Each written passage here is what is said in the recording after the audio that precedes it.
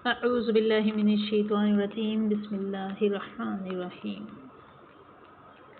شہیدان وطن کے حوصلے تھے دید کے قابل، شہیدان وطن کے حوصلے تھے دید کے قابل، وہاں شکر کرتے تھے جہاں صبر مشکل تھا۔ السلام علیکم اسٹوڈنٹس، امید بخیر۔ آج ہم جماعت دہم کے سبق نمبر 4 نظریہ پاکستان کے صفحہ نمبر 24 اور 25 کی تشریح کریں گے۔ لکھنے سے متعلقہ قلم اپنے ہاتھ میں رکھیے۔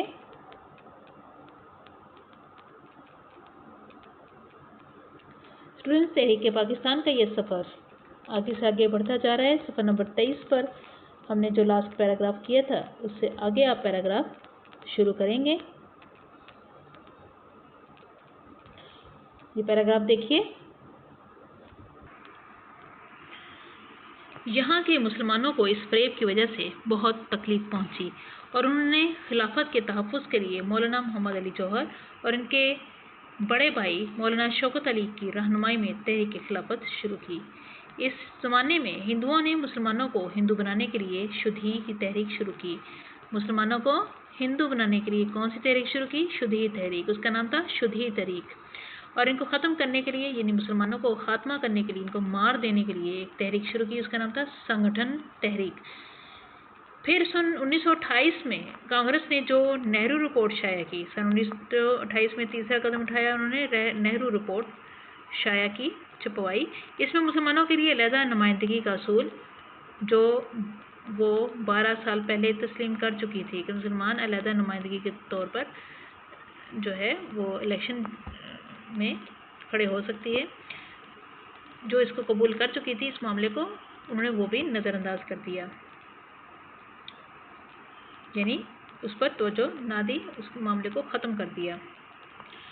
پھر تو مسلمانوں میں بڑا جوش پیدا ہوا اور انہیں یقین ہو گیا، انہیں مکمل یقین ہو گیا کہ چونکہ ان کا دین، ان کی تہذیب اور ان کی معاشرت سب کچھ غیر مسلموں سے مختلف ہے، اس لیے کسی حالت میں ہندوؤں سے اب تعاون نہیں ہو سکتا، ان کے ساتھ ہم بالکل بھی مدد نہیں کر سکتے، ساتھ نہیں چل سکتے۔ اسٹوڈنٹس، اس پیراگراف کی تشریح کو دیکھتے ہیں۔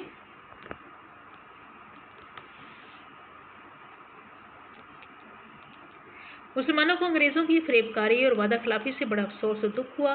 انگریزوں کے مکارانہ رویے سے مسلمان نہایت مایوس ہوئے۔ انہوں نے خلافت کے تحفظ کے لیے مولانا محمد علی جوہر اور ان کے بڑے بھائی مولانا شوکت علی کی رہنمائی میں تحریک خلافت شروع کی۔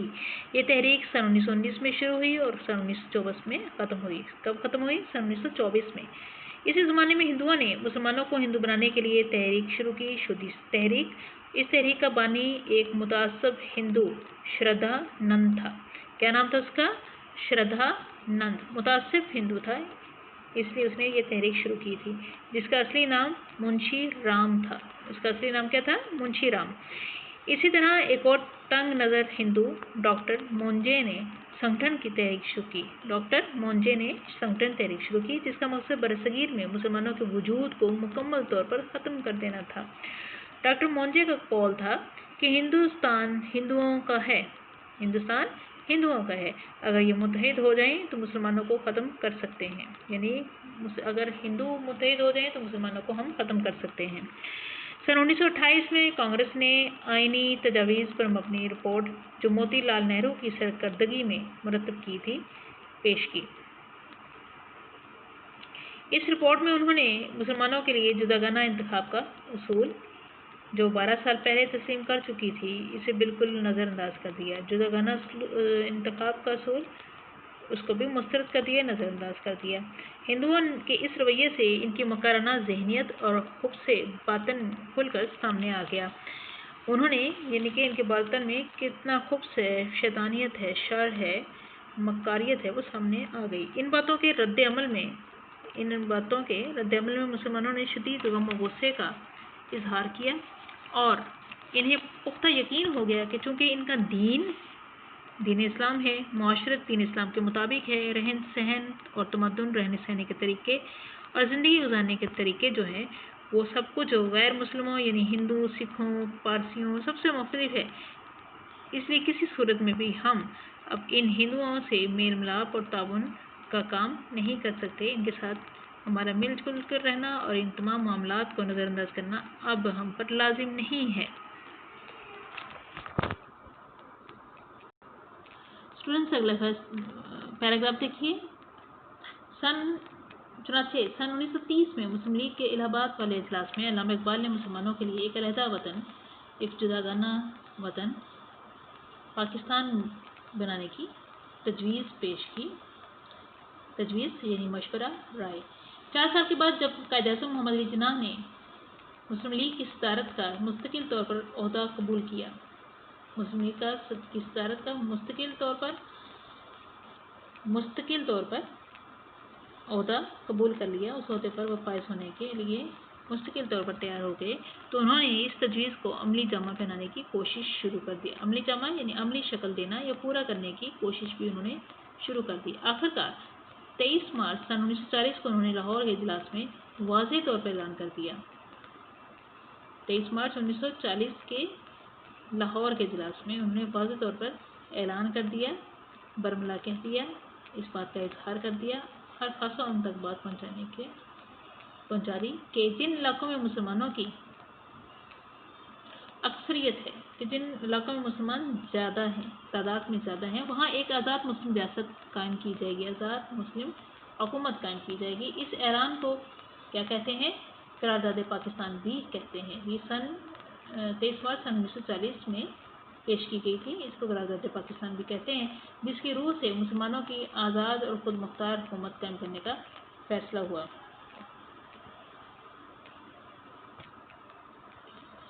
جی اسٹوڈنٹس، تشریح کی طرف بڑھتے ہیں۔ مصنف کہتے ہیں کہ سن 1928 میں کانگریس نے نہرو رپورٹ پیش کی۔ اس رپورٹ میں انہوں نے مسلمانوں کے لیے جداگانہ انتخاب کا اصول، جو وہ 12 سال پہلے تسلیم کر چکی تھی، مان چکی تھی، اسے بالکل نظر انداز کر دیا۔ ہندوؤں کے اس رویے سے ان کے مکرانہ ذہنیت اور ان کی جو شرآمیز باطن ہے وہ کھل کر سامنے آ گیا۔ ان باتوں کے رد عمل میں مسلمانوں نے شدید غم و غصے کا اظہار کیا اور انہیں مکمل یقین ہو گیا کہ چونکہ ان کا دین اسلام، معاشرت، رہن سہن اور تمدن میں سب کچھ رسم و رواجات میں غیر مسلم سے مختلف ہے، اس لیے کسی صورت میں بھی ان کا ہندوؤں سے اب ملنا جلنا اور ان کو مدد دینا یا لینا اب بہتر نہیں ہے، یہ ختم ہے۔ چنانچہ سن 1930 میں مسلم لیگ کے الہ آباد والے اجلاس میں علامہ اقبال نے نظریہ پاکستان کو پیش نظر رکھتے ہوئے خطبہ دیا، جو خطبہ الہ آباد کے نام سے مشہور ہے۔ اسٹوڈنٹس، کس نام سے مشہور ہے؟ خطبہ الہ آباد کے نام سے، جس میں انہوں نے مسلمانوں کے ایک علیحدہ وطن یعنی پاکستان کے قیام کا مشورہ پیش کیا۔ 4 سال بعد جب قائد اعظم محمد علی جناح 4 سال بعد سن 1930 کے بعد یعنی سن 1934 میں قائد اعظم نے مسلمانوں کے ایک علیحدہ وطن یعنی پاکستان کے قیام کی تجویز پیش کی، اور قائد اعظم نے 4 سال بعد مستقل طور پر جب مسلم لیگ کی صدارت کے عہدے پر فائز ہو گئے، وہ متمکن ہو گئے، تو انہوں نے علامہ اقبال کی علیحدہ وطن بنانے کی تجویز کو پھر عملی صورت دینے کی کوشش کے لیے مکمل طور پہ کوشش شروع کر دی۔ آخرکار 23 مارچ 1940 کو مسلم لیگ کا اجلاس ہوا تو انہوں نے واضح طور پر اعلان کر دیا کہ جن علاقوں میں مسلمان اکثریت میں ہیں وہاں ایک آزاد مسلم ریاست قائم کی جائے۔ قائد اعظم رحمۃ اللہ علیہ کے اس جرأت مندانہ اعلان کو قرارداد پاکستان کہا جاتا ہے، جس کی روح سے جس کی روشنی میں مسلمانوں کی آزاد اور خود مختار حکومت کا قیام کا فیصلہ ہوا۔ جی اسٹوڈنٹس، اگلے پیراگراف کی طرف بڑھتے ہیں۔ یہاں یہ سمجھ لینا ضروری ہے کہ دنیا میں قومیت کی تشکیل 2 بنیادیں ہیں۔ دیکھیے 2 قومی نظریہ، اب یہ خاص آپ کے 2 قومی نظریے کی جو خاص مفہوم ہے، جو ہمارے سبق کا روح رواں ہے، وہ یہی ہے، اس کو سمجھنے کی ساتھ ساتھ کوشش کیجیے گا۔ یہاں یہ سمجھ لینا ضروری ہے کہ دنیا میں قومیت کی تشکیل کی 2 بنیادیں ہیں، 2 نظریات ہیں: تشکیل، وجود۔ शक्ल सूरत की तश्कील की, तामीर की 2 सूरतें हैं। कौन कौन सी हैं? 2 बुनियादें। एक वो जो मगरबी मुफक्किरीन ने कायम की है, मगरिब के मुफक्किरीन ने कायम की है। दूसरी वो जो रसूल मकबूल सल्लल्लाहु अलैहि वसल्लम की कायम की हुई है। दूसरी वो नज़रिया है, वो नज़रियाती कौमियत की तश्कील है, वो बुनियाद है जो नबी पाक सल्लल्लाहु अलैहि वसल्लम ने कायम की है। अहले मगरिब ने ख़ानदानी, नस्ली और कबायली बुनियादों में ज़रा वसत पैदा करके कौमियत की बुनियादें जुग़राफ़ियाई हदूद पर इस्तवार की और कहा कि कौम वतन से बनती है, कौम वतन से बनती है। देखिए, उनके अहले मगरिब की ख़ानदानी, नस्ली और कबायली बुनियादों में उन्होंने थोड़ी वसत पैदा करके एक और नज़रिया इसमें शामिल कर लिया। क्या? जोग्राफियाई हदूद। उनकी कौमियत की बुनियाद कितनी चीज़ों पर है? 4 चीज़ों पर, ख़ानदानी, नस्ली, कबायली और जोग्राफियाई हदूद। ख़ानदानी, नस्ली और कबायली। कबायले की बुनियाद पर, ख़ानदान की बुनियाद पर, नस्ल की बुनियाद पर या जोग्राफिया की हदूद की बुनियाद पर कौम इस्तवार हो सकती है, कायम हो सकती है। इस नज़रिए की वजह से इस दुनिया के इंसानों के दरमियान तबाही का जो दरवाज़ा खुला वो 2 आलमी जंगों के होने से बखूबी ज़ाहिर है। इसी बुनियाद पर क्या हुआ कि कौमें, नस्लें, ख़ानदान, कबाइल और जोग्राफियाई हदूद पर लड़ पड़े और इसका नतीजा क्या है? 2 आलमी जंगें, जंग अज़ीम अव्वल और जंग अज़ीम दोम। ये वतनी और कौमियत ही की बुनियाद पर लड़ी गई थी। ये वतनी कौमियत की बुनियाद पर लड़ी गई और ये वतनी कौमियत जनूबी एशिया के मुसलमानों को तहफ़्फ़ुज़ देने में तो बिल्कुल ही नाकाम थी। और जनूबी एशिया के जो मुसलमान थे उनको ये नज़रिया तहफ़्फ़ुज़ ना दे सका।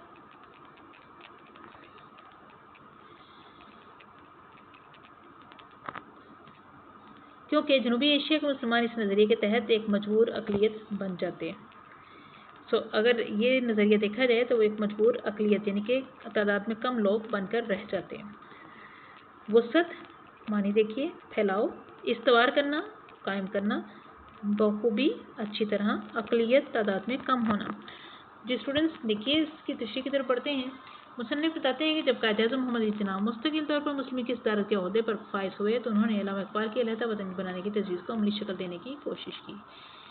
इस हकीकत को समझ लेना ज़रूरी है कि दुनिया में कौमियत की तश्कील की 2 बुनियादें हैं, 2 तरह से ये तामीर होती है, ये बनती हैं। एक बुनियाद तो वो है जो मगरबी दानिशवरों और मुफक्किरीन की कायम की हुई है, जो रसूल मकबूल सल्लल्लाहु अलैहि वसल्लम की कायम करदा है।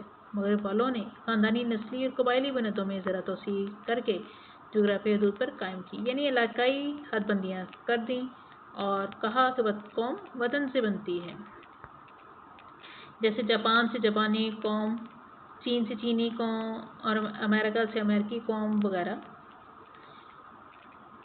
चनाचे हम अगर बनज़र गायब देखें स्टूडेंट्स तो हालात वाक़यात का जायज़ा लें और ये हकीकत बिल्कुल वाज़ेह हो जाती है कि इसी मगरबी नज़रिए की वजह से दुनिया के इंसानों के माबैन तबाही शुरू हुई और इसका सबूत 2 आलमी जंगें हैं। ये दोनों आलमी जंगें वतनी कौमियत की बुनियाद पर लड़ी गईं। इसी नज़रिए के तहत ही अंग्रेज़ी बरसगीर में आए और उनकी यही वतनीयत कौमियत जनूबी एशिया के मुसलमानों को तहफ़्फ़ुज़ देने में बिल्कुल नाकाम रही, क्योंकि अगर मुसलमान इस नज़रिए को कबूल कर लेते तो इसके तहत महज एक मजबूर अक़लियत बन जाते, जबकि मुसलमानों की कौमियत एक नज़रियाती कौमियत है जो कलमा तैयबा पर कायम है, यानी ये नस्ल, रंग और वतन की बुनियाद पर नहीं बल्कि एक नज़रिए, एक अक़ीदा, एक कलमे की बुनियाद पर वजूद में आई है। इस नज़रियाती पहलू को नुमाया करने के लिए इसे मिल्लत कहा गया है, कौमियत नहीं। मुसलमान कौम नहीं है, मिल्लत है।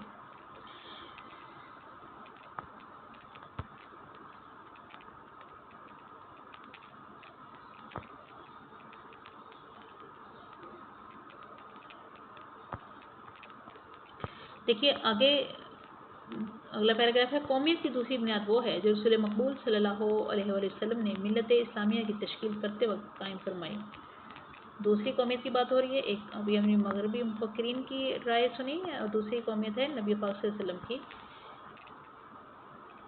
ने जो कौमियत की बुनियाद रखी है वो है मिल्लत इस्लामिया की तश्कील, और जो मगरब के तस्वुर कौमियत से बिल्कुल जुदा है।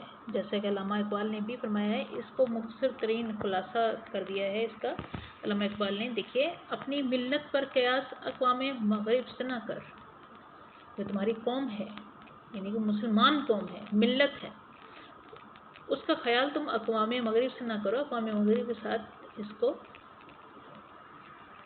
ना मुकाबलतन पेश करो या उसके साथ मुवाजना ना करो। ख़ास है तरकीब में कौम रसूल हाशमी। तरकीब में अगर इसकी तरकीब देखें, इसका मजमूआ देखें, इसकी तश्कील देखें मुसलमान कौम की, तो ये अपनी तरकीब में, अपने इत्तेहाद में, अपने आप में ये कौम रसूल हाशमी नबी पाक सल्लल्लाहु अलैहि वसल्लम की कौम ख़ास है, आम नहीं है, उन अक़वाम की जैसी नहीं है, मुख्तलिफ है। इनकी जमीयत का है मुल्क व नस्ब पर इन्हिसार। उनकी यानी मगरबी मुफ़क्किरीन के मुताबिक उनकी कौम की, अंग्रेज़ों की या दूसरे जो मज़ाहिब हैं उनकी जमीयत जो है उसका इन्हिसार किस पर है? मुल्क व नस्ब पर। मुल्क हदबंदी, जुग़राफ़ी हदबंदी और नामो नसब, नस्ल, ख़ानदान पर इन्हिसार है। वो इस पर इसकी अपनी बुनियाद रखते हैं। क़ुव्वत मज़हब से मुस्तहकम है जमीयत तेरी, और तू तेरी जमीयत, तेरी कौम, तेरी मिल्लत किससे मुस्तहकम होती है, किससे इस्तेहकाम पकड़ती है, किससे मजबूत होती है? क़ुव्वत मज़हब से, मज़हब की क़ुव्वत से। सो मज़हब जो मुसलमान है वो मिल्लत इस्लामिया का फ़र्द है। मुसलमानों की कौमियत एक नज़रियाती कौमियत है जो ला इलाहा इल्लल्लाह पर कायम है। ला इलाहा नहीं है माबूद इल्लल्लाह अल्लाह के सिवा, इसी एक ऐलान पर कायम है, इसी एक यकीन पर कायम है, इसी बुनियाद पर कायम है। यानी कि ये कि नस्ल, रंग और वतन की बुनियाद पर नहीं है, बल्कि एक नज़रिए, एक अक़ीदे, नज़रिए, ख़याल, फ़िक्र, सोच, एक अक़ीदे, यकीन, एक कलमे की बुनियाद पर वजूद में आई है। ला इलाहा इल्लल्लाह कलमा बात तो कहते हैं, वैसे यहाँ पर मुराद ला इलाहा इल्लल्लाह मुहम्मदुर रसूलुल्लाह पर है। और इस नज़रियाती पहलू को नुमाया करने के लिए इसे मिल्लत कहा गया। इसी नज़रियाती, इसी सोच और फ़िक्री पहलू को नुमाया वाज़ेह करने के लिए इसे मिल्लत कहा गया है। कौम नहीं कहा गया, मिल्लत कहा गया। ऐसी नज़रियाती कौमियत में हर नस्ल, हर रंग और हर जुग़राफ़ी खित्ते के लोगों के लिए जगह होती है। जैसे नबी पाक सल्लल्लाहु अलैहि वसल्लम ने अपने खुतबातुल हिज्जतुल विदा में फरमाया था, किसी गोरे को किसी काले पर, किसी काले को किसी गोरे पर, किसी अरबी को किसी आजमी पर और किसी आजमी को किसी अरबी पर कोई फ़ौक़ियत हासिल नहीं अलावा तक़वा के। यहाँ पे स्टूडेंट्स वही बात चल रही है, तो किसी भी खित्ते, किसी भी रंग, नस्ल से ताल्लुक़ रखता हो वो मुसलमान कौम ही होगा, अगर वो ला इलाहा इल्लल्लाह मुहम्मद रसूलुल्लाह के कलमे पर यकीन रखता है और इसका इकरार करता है। और हकीकत यह है कि जनूबी एशिया के मुसलमानों को, जिनमें हर नस्ल, हर रंग और मुख्तलिफ जग़राफ़ी खित्तों के लोग शामिल थे, एक ऐसी कौम के मादे तक़लीद बनकर रहना मंजूर न था, उनको कबूल नहीं था, जो इस्लामी कौमियत के बरअक्स, जो इस्लामी मिल्लत के बरखिलाफ़ ज़ात पात, छूत छात और बुत परस्ती के बंधनों में जकड़ी हुई थी, जो सिर्फ ज़ात पात की तक़सीम में, छूत छात की तक़सीम में और बुतों को पूजने की रिश्तों में कैद थी। चनाचे उन्होंने अपनी जुदागाना कौमियत यानी इस्लामी कौमियत की बुनियाद पर अपने लिए एक जुदा वतन का मुतालबा किया है। इसी बुनियाद पर उन्होंने किसका मुतालबा किया? अलग वतन का, जिसमें वो अपने अक़ीदे, अपनी नज़रिए ज़िंदगी, अपने तर्ज़ मुआशरत के मुताबिक ज़िंदगी बसर कर सकें, ताकि वो अपने इस्लामी अक़ीदे और उसके मुताबिक जो ज़िंदगी का नज़रिया है, जो मुआशरे का तौर तरीक़ा है, मुआशरत का, रहने सहने का, मिलने मिलाने का जो तौर तरीक़ा है, इसके मुताबिक ज़िंदगी गुजार सकें और एक मुसलमान की हैसियत से दौर जदीद के चैलेंज का मुकाबला करके अपने मुस्तक़बिल को संवार सकें। और एक मुसलमान होने की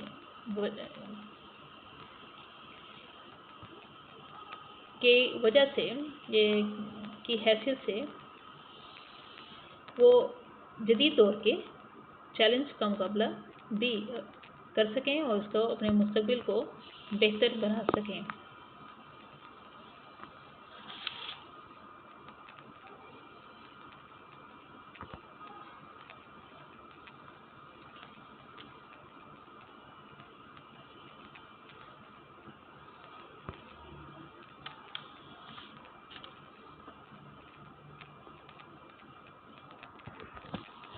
स्टूडेंट्स, अगला पैराग्राफ सकें सफ़ा नंबर 24 पर आखिरी लाइन से शुरू होता है। हमें इस बात को अच्छी को भी अच्छी तरह से नशीन कर लेना चाहिए कि नजरिया पाकिस्तान में इस्लामी ज़िंदगी और कदरों का तस्वुर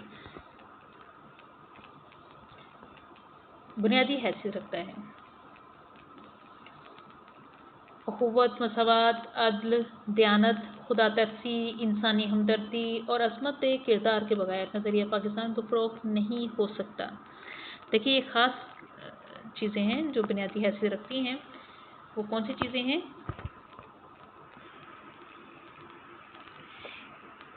ये इस्लामिक कदरें हैं। इसको इस्लामिक कदरों का नाम दिया गया है, जिसके बगैर जो नज़रिया पाकिस्तान है उसका वजूद बेमानी है। ये कौन सी कदरें हैं जो आज हम भूले बैठे हैं?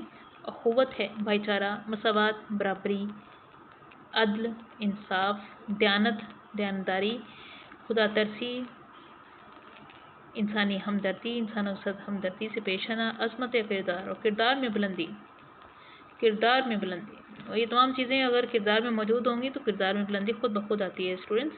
सो अपने किरदार को भी इसी तरह निखारिए, इन्हीं कदरों के ज़रिए से अपने आप को बेहतर बनाइए। इन कदरों के बगैर नज़रिया पाकिस्तान को हम फ़रोग़ नहीं दे सकते, हम इसको फैला नहीं सकते। नज़रिया पाकिस्तान का मकसद महज एक हुकूमत कायम करना नहीं था। एक हुकूमत ही कायम करना होता तो बादशाहत ही काफ़ी थी, जो पहले ही अंग्रेज़ या उसके बाद हिंदू करना चाहते थे तो करते रहते, क्योंकि मुसलमानों की हुकूमतें एशिया और अफ्रीका में पहले से मौजूद थीं। इससे पहले पाकिस्तान से पहले यहाँ पे मौजूद थीं। वहाँ कहाँ पर? एशिया और अफ्रीका में। नज़रिया पाकिस्तान का मकसद इस्लामी असूलों की तरवीज और इशाअत और अहले आलम के लिए मिसाली मुमलिकत का नमूना फराहम करना है। नज़रिया पाकिस्तान का मकसद क्या है? कि इस्लामी असूलों की तरवीज की जाए, इशाअत की जाए, उसको फैलाया जाए, उसको राइज किया जाए और अहले आलम के लिए, तमाम दुनिया के लिए मिसाली मुमलिकत का नमूना फराहम किया, एक मिसाली सल्तनत का नमूना मॉडल उनको मैसर किया जाए ताकि वो इसकी तरफ देख कर अपनी रियासतों को बेहतर बना सकें।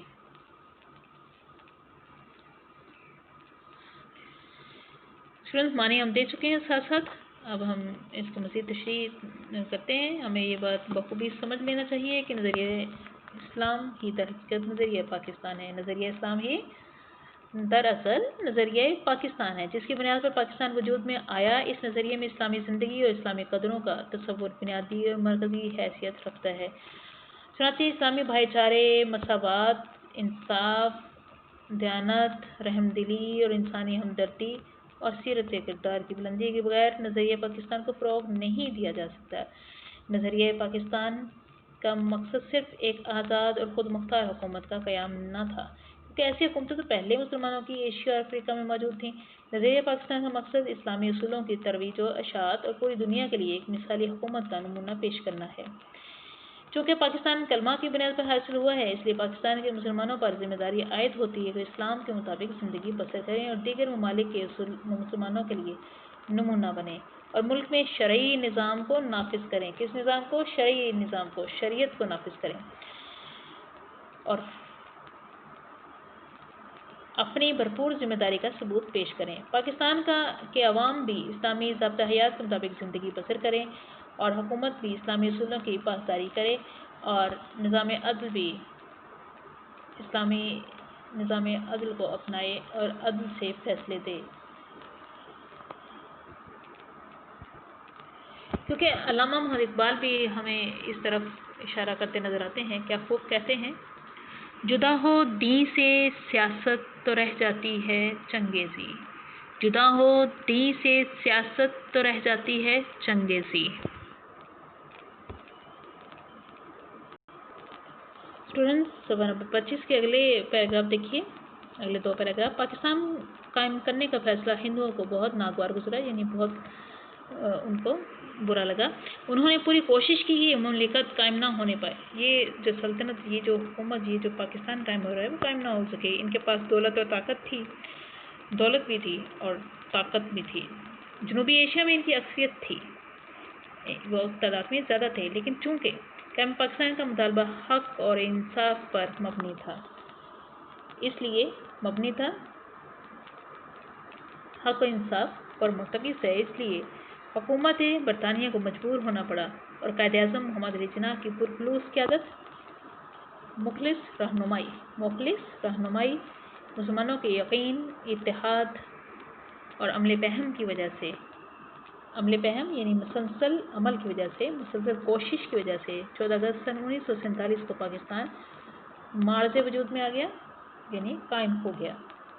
पाकिस्तान ने अपने क़याम से अब तक बड़ी तरक्की की है और इसका शुमार दुनिया के अहम मुल्कों में होता है।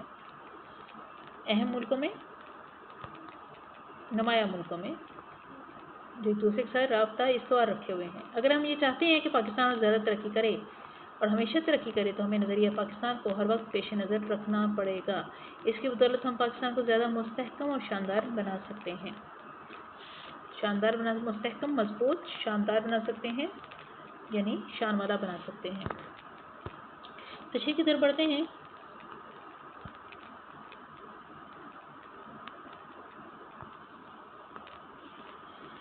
जब मुसलमानों ने पाकिस्तान के क़याम का फैसला कर लिया तो हिंदुओं को ये बात बिल्कुल पसंद नहीं आई। उन्होंने पाकिस्तान के क़याम की भरपूर मुखालफत की और मुसलमानों को मिटाने के दर पे हो गए। इनके पास दौलत और ताकत थी, बरसगीर में इनकी तादाद भी ज़्यादा थी, लेकिन कायद-ए-आज़म की सियासी बसीरत और बेलौस क़यादत ने हिंदुओं के नापाक इरादों को खाक में मिला दिया। क्योंकि पाकिस्तान का मुतालबा हक़ व सदाकत और इंसाफ पर मबनी था, इसलिए हुकूमत बरतानिया को मजबूरन ये मुतालबा मानना पड़ा। ताहम कायद-ए-आज़म मोहम्मद अली जिन्ना की बेलौस क़यादत ने मुसलमानों को इस वक्त यकजा किया जब वो मुंतशर और बहुत सी मुश्किलात का शिकार थे। वो मुस्तकिल मिजाज और साबित कदम थे और इनकी तमाम तर कोशिशें ज़ाती मफाद से बालातर थीं। अपने ज़ाती मफाद के लिए वो ये काम नहीं कर रहे थे। उन्होंने अपने बेपाया कोशिशों और मुसलमानों की यकीन, इत्तेहाद और इत्तफाक की मुसलसल जद्दोजहद से अल्लामा इकबाल के ख्वाब को अमली जामा पहनाया। चुनांचे 3 जून सन 1947 को बरतानवी हुकूमत ने बरसगीर की तकसीम का ऐलान कर ही दिया। किसने किया? बरतानी हुकूमत ने। कब? 3 जून सन 1947 को। आखिरकार कायद-ए-आज़म मुसलमानों की जद्दोजहद रंग लाई और 14 अगस्त सन 1947 को पाकिस्तान दुनिया के नक्शे पर नमूदार हुआ। तमाम मुसलमानाने बरसगीर ने सुख का सांस लिया। मुसन्निफ आखिर में पैगाम देते हैं और वो पैगाम देते हैं जो आज हमारे लिए राह अमल होना चाहिए स्टूडेंट्स, कि पाकिस्तान ने अपने क़याम से मौजूदा दौर तक बहुत तरक्की की है। कहाँ वो अपने पाँव पर खड़ा नहीं हो सकता था, कहाँ कितने मसाइल में घिराव कर दिया गया था हिंदुस्तान की तरफ से। महाजरीन का मसला, पानी का मसला, मईशत का मसला, दफ्तरों का मसला, कारखानों का मसला, क्या क्या मसाइल नहीं थे। असलहे का मसला, रुपये पैसे का मसला, जिससे पाकिस्तान एक नौमौलूद ममलिकत के तौर पर लड़ भिड़ रहा था, मुकाबला कर रहा था इन सर्द हवाओं का। वहाँ से आज तक पाकिस्तान ने किस कदर तरक्की की है कि अपने पाँव पर मुस्तहकम होकर खड़ा है और इसे दुनिया के अहम ममालिक में इसीलिए शुमार किया जाता है। अगर ये हम चाहते हैं कि पाकिस्तान हमेशा तरक्की की राहों पर गामज़न रहे तो हमें नज़रिया पाकिस्तान को हमेशा मद्देनज़र रखना पड़ेगा। पाकिस्तान हमारे लिए क्या होना चाहिए? सबसे आगे होने चाहिए। हमारे लिए हर बात में हमें इसे प्रेफरेंस देनी चाहिए।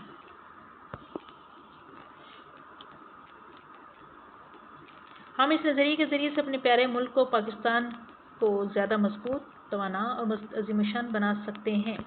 अब ये हमारी ज़िम्मेदारी है कि जिस वतन अज़ीज़ की खातिर हमारे आबा-ओ-अजदाद अपनी जान तक कुर्बान कर गए, हम उसके खुलूस नीयत से हिफाजत करें और हर तरह से इसकी तरक्की के लिए अपना भरपूर किरदार अदा करें। ये किन बुज़ुर्गों की बात हो रही है? दश्त तो दश्त दरिया भी न छोड़े हमने, जो कहते हैं दश्त तो दश्त दरिया भी न छोड़े हमने, बहरे ज़ुल्मात में दौड़ा दिए घोड़े हमने। स्टूडेंट्स, इस सबक का आखिरी पैराग्राफ है सफ़ा नंबर 25 में। नज़रिया पाकिस्तान का मकसद पाकिस्तान को एक इस्लामी और फलाही मुमलिकत बनाना है। इस्लामी और फलाही मुमलिकत बनाना है। फलाही मुमलिकत ऐसी रियासत जिसमें आवाम को हर तरह की सहूलत मुयस्सर हो। हमें ऐसा कोई कदम नहीं उठाना चाहिए جس کی وجہ سے خدا اور اس کے رسول صلی اللہ علیہ وآلہ وسلم کے سامنے ہمیں شرمندگی اٹھانی پڑے، ہم سرخرو نہ ہو سکیں، ہم ملعون قرار دیا جائیں۔ ہمارا جینا اور مرنا پاکستان کے لیے ہونا چاہیے، ہمارا جینا اور مرنا پاکستان کے لیے ہونا چاہیے۔ تیرا وجود ہی میرا وجود ہے، تیرا قیام ہی میرا قیام ہے، تو ہے تو میرا نام ہے، تپتی دوپہر میں نخلستان ہے، تو میرا پاکستان ہے، میری ذات کی پہچان ہے۔ ہمیں قومی مفاد کے سامنے ذاتی مفاد کو دل سے نکال دینا چاہیے۔ جہاں قوم کا فائدہ ہو وہاں ہمیں اپنی خواہشات اور ہوس کو آگے نہیں لانا چاہیے، اپنی ذاتی مفاد کو قومی سالمیت کے لیے قربان کر دینا چاہیے۔ ہر قسم کی گروہ بندی سے بالاتر ہو کر تمام پاکستانیوں کی فلاح و بہبود کی کوشش کرنا چاہیے۔ ہمیں گروہ بندی، فرقہ واریت، ذات پات جو چھوت چھات کے نظام تھے یہ ہندو معاشرے کے تھے، ہمیں وہیں چھوڑ دینے چاہیے۔ اب ہمیں پاکستان کو لا الہ الا اللہ محمد رسول اللہ کی پاکیزگی سے مطہر کرنا چاہیے، اس کو پاک کر دینا چاہیے۔ اگر ہم نے نظریہ پاکستان کو پیش نظر رکھا اور اپنی سیرت اور کردار کو اس کے مطابق ڈھالنے کی کوشش کی تو دنیا کی دوسری قوموں میں بھی ہمیں امتیاز حاصل ہوگا، برتری حاصل ہوگی، اور ہم اسلامی اصولوں کی روشنی میں پاکستان کو توانا، مستحکم، شاندار اور پرعظمت بنانے میں پوری طرح کامیاب ہوں گے انشاءاللہ۔ سو اسٹوڈنٹس اس کی تشریح کی طرف بڑھتے ہیں۔ لگاتا تھا نعرہ تو خیبر توڑ دیتا، دیتا تھا حکم تو دریا و رستہ چھوڑ دیتا۔ دراصل نظریہ پاکستان کا مقصد پاکستان کو حقیقی معنوں میں اسلامیت ریاست بنانا ہے۔ یہ انتہائی ضروری ہے کہ جس نظریے کے تحت ہم نے پاکستان حاصل کیا ہے اس کی دیانتداری سے پاسداری کی جائے، اس پر عمل کیا جائے۔ ہمیں ایسے کاموں سے خاص طور پر اجتناب کرنا چاہیے جن کی وجہ سے ہمیں میدان حشر میں اللہ اور اس کے رسول کے سامنے شرمندہ ہونا پڑے گا۔ ہماری تمام صلاحیتیں اور توانائیاں وطن عزیز کی بقا کے لیے وقف ہونی چاہیے، کیونکہ یہ اللہ تعالیٰ کا ہمارے لیے تحفہ ہے جو ناگزیر تھا، جو ناممکن تھا۔ سو اللہ کے سامنے ہمیں سرخرو ہونا ہے تو اس کی حفاظت بھی کرنا ہے۔ ہماری تمام صلاحیتیں اور توانائیاں وطن عزیز کی بقا کے لیے وقف ہوں، ہمارا جینا اور مرنا پاکستان کے لیے ہو، اور جب بھی وطن عزیز کو ہماری قربانی کی ضرورت ہو تو ہم جان قربان کرنے سے دریغ نہ کریں۔ جب بھی ملک و قوم کے فائدے کی بات ہو ہم اپنے فائدے کو بھلا دیں اور قومی مفاد کے لیے اپنے آپ کو وقف کر دیں، اور اپنے ملک میں ہر طرح کی گروہ بندی کی حوصلہ شکنی کریں، اور اپنے آپ کو بھی اس سے بچاتے ہوئے تمام پاکستانی بھائیوں کی سلامتی، بھلائی اور ترقی کے لیے خلوص نیت سے کام کریں۔ ہمارے اس عمل سے یقیناً نظریہ پاکستان مستحکم ہوگا اور ترقی بھی حاصل کرے گا۔ میں اپنے خواب سے کٹ کر جیوں تو میرے خدا، میں اپنے خواب سے کٹ کر جیوں تو میرے خدا، اجاڑ دے میری مٹی کو در بدر کر دے، اجاڑ دے میری مٹی کو در بدر کر دے، میری زمین پر میرا آخری حوالہ ہے، میری زمین میرا آخری حوالہ ہے، سو میں رہوں نہ رہوں اس کو بار بار کر دے۔ اب یہ ہماری ذمہ داری ہے کہ ہم حصول پاکستان کی بنیاد یعنی نظریہ پاکستان کو ہمیشہ پیش نظر رکھیں اور اپنے طور طریقوں اور رہن سہن کو اس کے مطابق ڈھالنے کی کوشش کریں، تو یقیناً ہم بھی دنیا کی دوسری قوموں کے ہم پلہ ہوں گے اور ہمیں بھی امتیازی مقام حاصل ہوگا۔ ہم اسلام کے زرعی اصولوں کی روشنی میں اپنے پیارے وطن پاکستان کو طاقتور، مضبوط اور عظیم الشان ملک بنانے میں پوری طرح کامیابی سے ہمکنار ہوں گے انشاءاللہ، اگر اللہ نے چاہا تو۔